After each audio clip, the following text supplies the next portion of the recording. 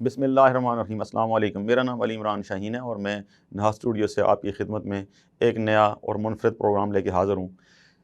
محترم ساتھیوں، آج سے 2 سال پہلے دنیا کے اندر ایک نئی بیماری اور وبا کا ہم نے نام سنا تھا اور وہ نام تھا کرونا۔ یہ کووڈ-19 بھی کہلاتا ہے کیونکہ 2020 سے پہلے 2019 کے اندر اس کا ظہور ہوا تھا اور اس کا ظہور چائنا سے، اس کے صوبے ووہان سے بیان کیا جاتا تھا۔ 2 سال کے عرصے میں اس نے دنیا کے نظام کو تلپٹ کیا اور ساری دنیا کے اندر جتنی میڈیکل کی سہولیات تھیں اور جتنی دنیا کے اندر میڈیکل کی ترقی ہے وہ اس کے مقابلے میں ناکام اور نامراد ہو گئی، اور ہم نے دیکھا کہ اس نے ہر ایک ملک کو اس نے الٹا کے رکھ دیا۔ یہ کرونا آج 2 سال کے بعد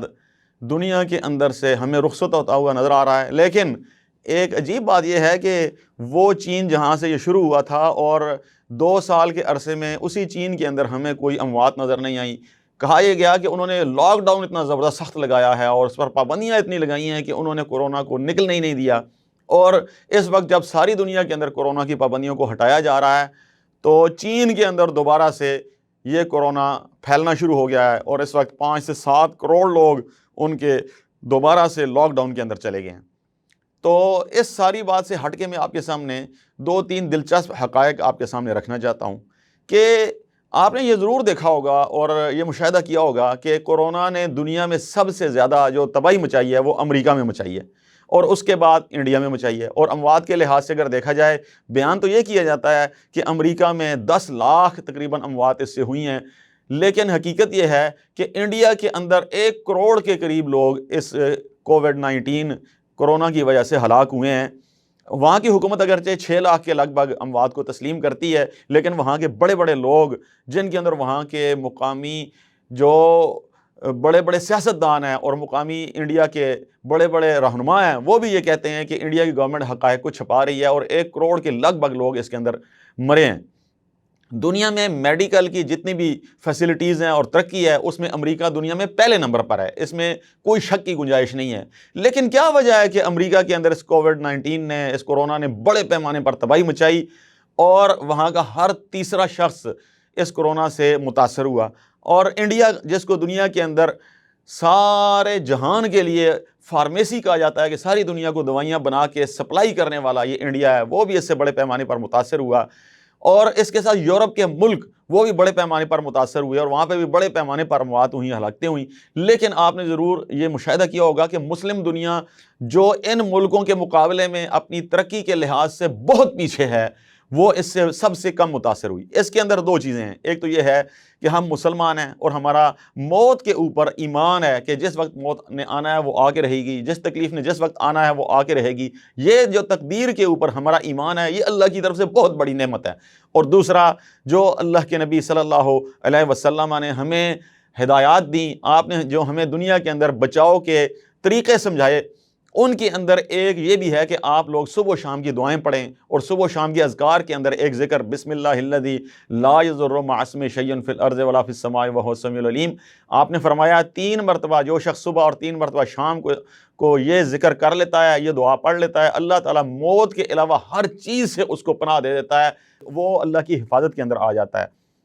اچھا، ہم لوگ یہ دعائیں پڑھتے ہیں، اللہ کے حکم کے اوپر ایمان رکھتے ہیں، تقدیر پر ایمان رکھتے ہیں۔ مجھے یہ سمجھ آئی ہے کہ یہ جو 2 چیزیں ہیں نا، انہوں نے ہمیں بچایا ہے اور کوئی چیز ہمیں بچانے والی نہیں۔ اس کے مقابلے میں وہ لوگ جو یہ سمجھتے تھے کہ ہم لاک ڈاؤن لگا کے، ہم پابندیاں لگا کے، ہم ریسٹرکشن لگا کے ہم دنیا کو بچا لیں گے، اپنے لوگوں کو بچا لیں گے، وہ بچا نہیں سکے۔ اس کے ساتھ میں 2 آپ کے سامنے مزید دلچسپ باتیں وہ آپ کے سامنے رکھنا چاہتا ہوں کہ ایک تو یہ ہے کہ آپ لوگ ضرور یہ جانتے ہوں گے کہ مغربی دنیا جتنی بھی ہے، یورپ ہو، امریکہ ہو، آسٹریلیا ہو، جاپان ہو، اور اس کے ساتھ کینیڈا ہو، روس ہو، یہ سارے اوشینیا جس کو بر اعظم کہا جاتا ہے وہ ہو، تو ان سارے ملکوں کے اندر اس وقت آبادی کی کیفیت یہ ہے کہ ان کی آبادی تیزی کے ساتھ کم ہو رہی ہے، اور وہاں کے لوگ یہ ماننے پر مجبور ہیں کہ اگلی چند دہائیوں کے اندر ان کے ملکوں کی، کوئی کہہ رہا ہے کہ ہماری نصف آبادی مٹ جائے گی، کوئی کہہ رہا ہے کہ ہمارے ملکوں کے اندر تیسرا حصہ آبادی مٹ جائے گی، کیونکہ آبادی کے اندر ڈیکلائن، کمی بڑی تیزی کے ساتھ ہو رہی ہے۔ اس کی وجہ کیا ہے؟ BBC نے کچھ عرصہ پہلے اپنی ایک رپورٹ کے اندر لکھا کہ جتنے ترقی یافتہ معاشرے ہیں ان کے اندر آبادی میں تیزی کے ساتھ کمی کی وجہ یہ ہے کہ انہوں نے اپنی عورتوں کو، اپنی لڑکیوں کو بہت اعلیٰ تعلیم دلوائی، اور تعلیم کی وجہ سے انہوں نے پھر جو ان کا اصل کردار تھا معاشرے کی تربیت کا وہ ختم ہو گیا، اور انہوں نے پھر یہ بتایا کہ تعلیم کے ساتھ انہوں نے اپنی عورتوں کو نوکریوں پہ لگا دیا، کام کاج پہ لگا دیا، ملازمتوں پہ لگا دیا۔ اب ان کی جو عورتیں ہیں مردوں کے برابر کام کرتی ہیں، اور پھر نتیجہ یہ نکلا کہ جب ان کی عورتیں بہت زیادہ پڑھ کے، ان کی لڑکیاں بہت زیادہ پڑھ کے وہ ملازمتوں کی طرف چلی گئیں، نوکریوں کی طرف چلی گئیں، مردوں کی طرح کام کاج پہ نکل گئیں، تو اس وجہ سے انہوں نے پھر بچے پیدا کرنے بند کر دیے۔ نتیجہ یہ نکلا کہ آج ان کے معاشرے تیزی کے ساتھ ختم ہو رہے ہیں۔ ایک یہ بات، دوسری یہ بات کہ انہوں نے یہ نظریہ متعارف کروایا کہ جتنی آبادی کم ہوگی دنیا کے اندر اتنا ہم ترقی کریں گے، تو انہوں نے تیزی کے ساتھ اپنی آبادی کو کم کیا۔ اچھا، اس کے ساتھ ابھی انہوں نے کورونا کے ساتھ یہ نظریہ دنیا کو دیا کہ ایک دوسرے کو اگر ہاتھ لگائیں گے، ایک دوسرے کے قریب جائیں گے، اور جہاں پہ ایک بندہ سانس لیتا ہے وہاں پہ اگر دوسرا کوئی سانس لے گا تو اس کو کورونا کی بیماری ہو جائے گی، وہ مر جائے گا، تو وہ بچ نہیں پائے گا۔ اس کا نتیجہ یہ نکلا کہ جن لوگوں نے اس نظریے کو تسلیم کیا اور دل کے ساتھ مان کے پھر اس پر انہوں نے ایمان لایا، تو نتیجہ یہ نکلا کہ اس وقت امریکہ میں، یورپ میں، اور جتنے بھی یہ ملک ہیں جن کا میں نے آپ کے سامنے پہلے نام لیا جہاں پہ یہ بیماری سب سے زیادہ پھیلی، وہاں کے جو میڈیا ہیں، بڑے بڑے میڈیا گروپس ہیں، اور وہاں کے جو رپورٹرز ہیں، انہوں نے یہ خبریں دی کہ ان ملکوں کے اندر اس وقت ان کے میٹرنٹی ہوم، ان کے گائنی سینٹرز اور ان کے ہسپتالوں کے اندر جتنے بھی گائنی کے ڈپارٹمنٹس ہیں وہ تقریباً خالی پڑے ہوئے ہیں، کیونکہ انہوں نے نظریہ دیا ایک دوسرے کے قریب ہی نہیں جانا۔ تو جب ایک دوسرے کے قریب ہی نہیں جانا تو بچے کیسے پیدا ہوں گے؟ تو اب ان کے ہاں آبادی کم ہونے کی بلکہ آبادی ختم ہونے کی جو سب سے بڑی وجہ بن چکی ہے، یہ کورونا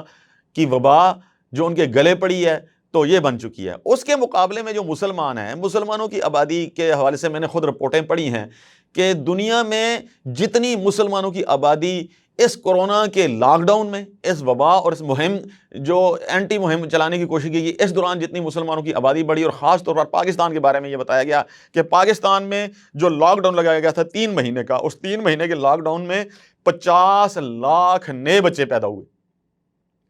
تو